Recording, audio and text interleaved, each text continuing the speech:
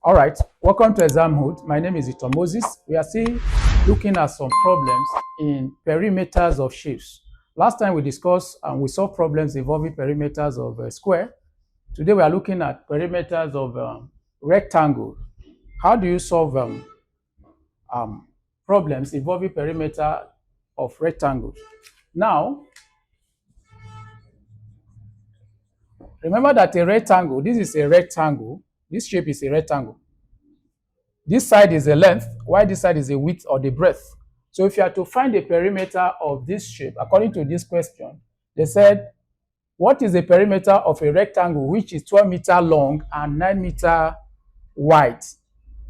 The length is 12 meters, while the width or the breadth is what?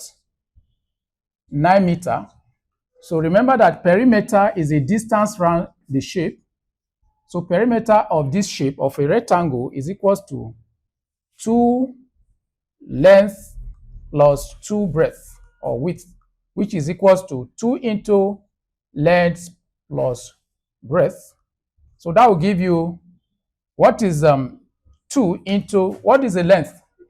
12 plus, what's the breadth? 9. So that will give you 2 into 12 plus 9. 12 plus 9 will give you what? 21. So open your bracket. You're going to have 2 times 21, which will give you 42. So the perimeter of that shape is 42 meters. Remember to put your meter, your units, 42 meters. So this is your final answer. It's very straightforward and very simple. So let's solve another problem. All right, let's solve this problem still on perimeter of shapes. Welcome to Examhood. The question is we are to find the perimeter of this shape. So let's take the perimeter of this shape. From here to here is 8 centimeters. Remember that perimeter is the distance around the shape.